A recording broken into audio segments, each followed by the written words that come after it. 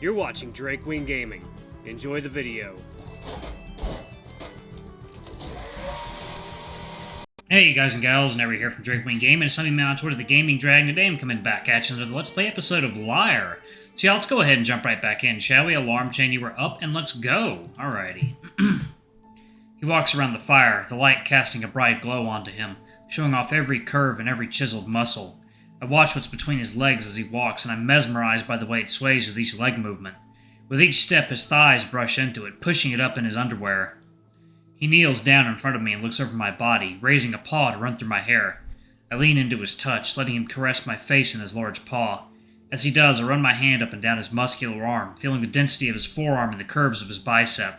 He shudders as I do this, giving me a feeling of dominance that I'm not used to having with men of his size. Being able to pleasure him with something as simple as touch fills me with pride. All I want to do is make him happy. How did you want to lay down? Oh, I was thinking something like this. I take his paws and lean back onto the bedroll, pulling him down by my side as I do. I situate myself in front of him and nestle myself into his waist. My rear rubs up against his crotch and I feel him loosen up a bit. He lets out a soft moan and I bury myself further into him. My back presses up against his chest and stomach, the latter acting as a cushion. I mean that as a compliment. This is a compliment, but you're a lot softer than you look. I don't look soft? I wasn't talking about the fur. I nudge him in the belly as I say this. Oh, 1 second, y'all. Give me one moment, y'all.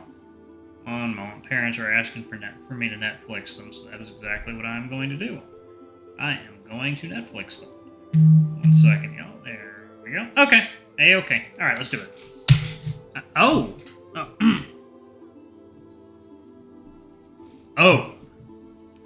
I suppose I have been eating a bit more lately. I'm trying to keep my energy up. I like it. Makes this all the more enjoyable. I shimmy into him like a big furry blanket. Ha! Well, it's only going to get better from here. Why's that? When I was a guard, I had to follow a somewhat strict diet. Well, I didn't have to, but as captain, I figured it was best that I followed the same rules as everyone else. Set a good example. And now you don't have to. He chortles to himself, the shot of breath rushing over my head. Now I don't have to. He hugs me tighter. I'm only going to get bigger, too. How so?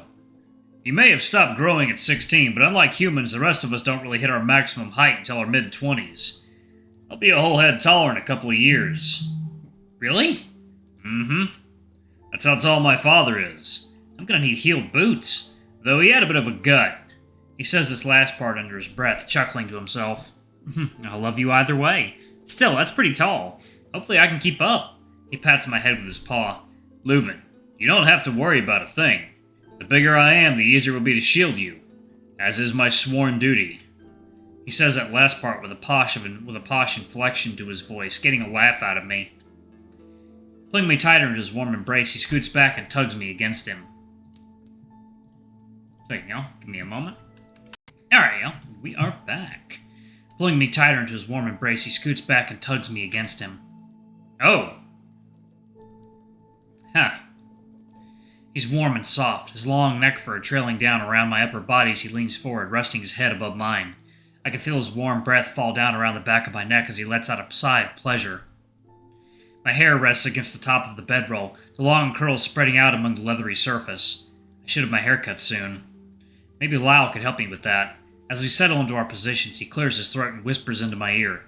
It's for real estate. No. I wish we had gotten to do this all those weeks ago. I sometimes lie awake at night and wonder how things would have gone if you stayed with me in my room. We could have just never answered the door, pretended we weren't there, lie under the covers and continue to enjoy the rest of our night. I wish we had. We would have been met with a terrible tragedy in the morning. But is it selfish for me to wish for an outcome where we would have been blissfully ignorant? He pauses to think for a moment, running his paw along my thigh slowly. I'm not sure. After what we've been through, what you've been through, I don't think it is. I just wish moments like these could last forever. No interruptions. He softly chuckles and pats my thigh with his paw. So do I. We lie there for a few more minutes, listening to the fire crackle and the leaves blowing in the wind. He's soft against me now, so I assume he's past the initial burst of intimacy. Lyall? I don't get a response. His soft snoring clues me into the fact that he's now fast asleep. I scoot further into him and close my eyes, letting him surround me. Before I relax into the light amount of sleep I plan to get, a thought crosses my mind. Counting the days I was in the dungeons was easy until after the trial, but if it's been a week since we escaped, it must be somewhere around the 20th of Nox.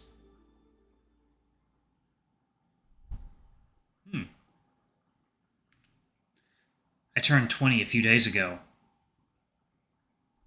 Huh. He's a young thing. No matter how comfortable I am, I'm only able to sleep for a short while. I expected this, considering how much I've already rested so far. It feels like it was maybe 3 or 4 hours of sleep at best. Still, I lay there with my eyes closed, Lyall still wrapped tightly around me. I hold his paw as he gently snores, trying not to wake him. It's weird, sleeping next to someone like this.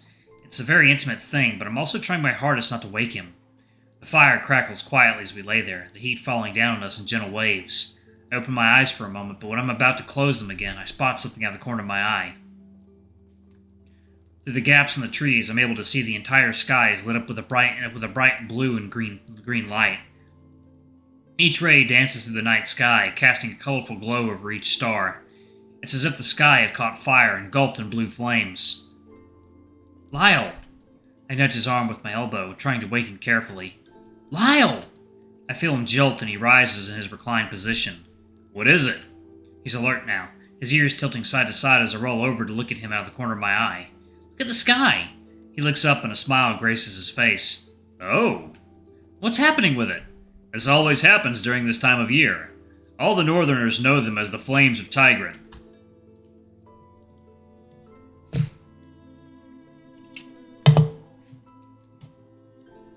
They're pretty, huh? Yes, they are.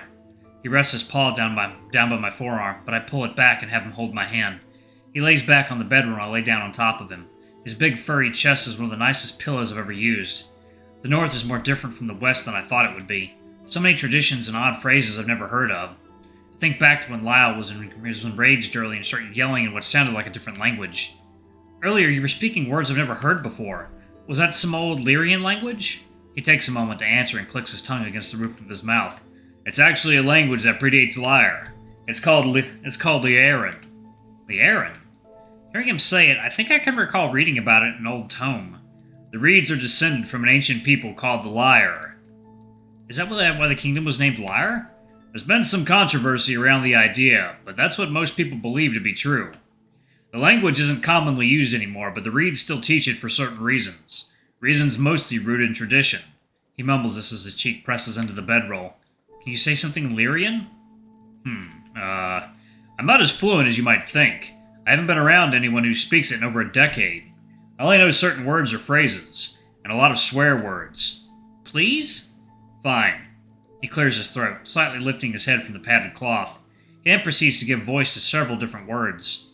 They come out in a pitch accent and sound very sing-song. It's almost like he's reading poetry. That was pretty. What does it mean?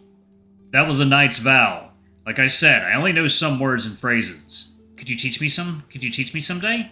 He pulls me in a bit closer in size. Sure, I could. One day, love. We stare up at the sky, watching as the lights dance across the stars. Violet, blue, and green. The lights shimmer and change before our eyes in ways I couldn't even imagine. It makes sense these are called the Flames of Tigran. They remind me of the flames that jump along their shoulders and back. I realize that I haven't thought about using the mind's eye at all. Even if I could, I doubt I'd want to. It's nice to not have to worry about using it to save my skin. It's nice to just lay here in Lyall's arms. Even with the Royal Army breathing down our necks, being on the run like this is preferable to being trapped in that cell.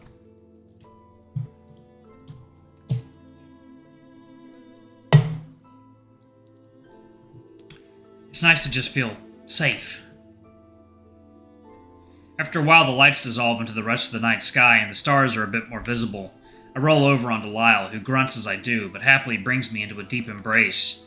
I look at our bodies, his large and covered in fur, mine a bit smaller with only skin and some hair. A relationship like ours, I don't see it as anything but beautiful. There's something about it that's so special to me. We're so different from each other in many ways, but it makes everything so much better. I can't understand how anyone in Lyre could see something like this and think wrongly of it. I suppose that's the problem. All they see is what's on the outside. They base everything off their surface-level knowledge. They'll truly never know the love we have for each other. how it continues to grow and flourish. Each day it becomes stronger. I've doubted myself before, but now I know what love is. As I lay there thinking about our differences, I realize that it might be our downfall. The two of us are currently trying to avoid anybody noticing us, yet we're not exactly a duo that blend into a crowd. A large wolf man and a human traveling together is not very common in these parts. Humans alone aren't common at all. Lyall? Yes, love? I was just thinking about how much the two of us stand out in a crowd. Do you have any way to help me stand out less? Maybe some clothes to help hide my identity. I already get stared at plenty just for being a human in this kingdom. I'm afraid if I'm with you, someone is bound to recognize us. He shuffles in his rested position and I get up, turning around and instead straddling his waist, looking down at him. Don't worry, I thought of that too. He points up to the lantern hanging on the clothesline. Once we put that fire out, it's going to get pretty cold. I got you some traveling clothes from Hailing Cove while I was there. He points to the rucksack sitting on one of the rocks. I don't know your size, but I'm pretty sure they should fit you just fine. There's a scarf and a coat too, so they should keep you warm. I rub his cheek in a loving manner. You're so thoughtful. I've also made some preparations for other ways to hide your identity. I lean back a bit, raising an eyebrow. Like what? First, I was thinking I could give you a haircut. Oh, I was actually thinking that too. My hair has gotten a bit too long for my taste. Still, unless you plan on shaving my head, I don't see how that would hide my identity. That's the other thing. I picked up the necessary, reagents, that's the word. I picked up the necessary reagents to dye your hair a different color. Dye my hair? Yes, it's a simple yet lengthy process, but I learned all about it from a very nice lady in town.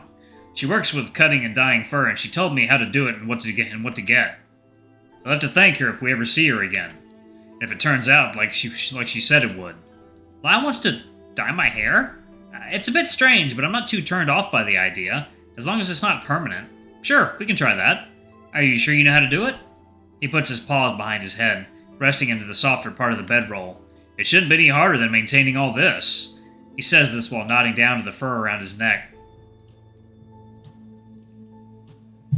After a while, I started cutting it myself. I've always wanted to style hair for someone.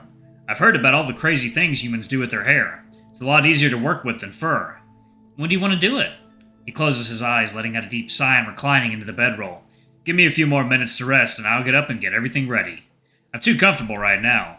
And you sitting on my dick isn't helping. Ha! I put a bit more of my weight down onto his crotch. Rest a bit longer then. I lean down and rest my head against his chest again, and he places his paw on my head. Just know I think your hair is pretty just the way it is. Thank you. I love you, Lyall. He squeezes me tight and kisses the top of my head.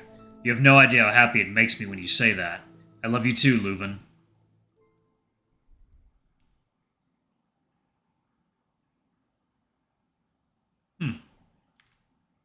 Oh boy. Back to Adrius. Back to the one-antlered king. Sitting on the sofa in his room, Adrius rests his elbows on his knees, staring at the floor with a tired face. He holds a glass of water in his hands, a small amount left at the bottom. He closes his eyes, trying to subdue the headache pounding away at his skull. Home's end. Surely Liz understands why he wants to take action. Still, Driz is once again making things difficult. Another painful bout of pressure beats at the side of his head. Luvun. It's only a matter of time before the Heart's cavalry track them down and capture them. Time that Adrius will enjoy. Still, Adrius keeps asking himself the same question over and over. How did Luvun know of the passage behind the fireplace? And his eyes. The way they changed color in the dungeon. He's hiding something. Those eyes weren't just changing color. They were unlike any eyes he'd ever seen before. Each pupil was shining as if lit with an unnatural flame. I'm actually going to pause it right there, y'all. Thank y'all so much for watching. Don't forget to like, comment, subscribe, ring that notification bell. And I will see y'all in the next video. I love you all. Bye-bye.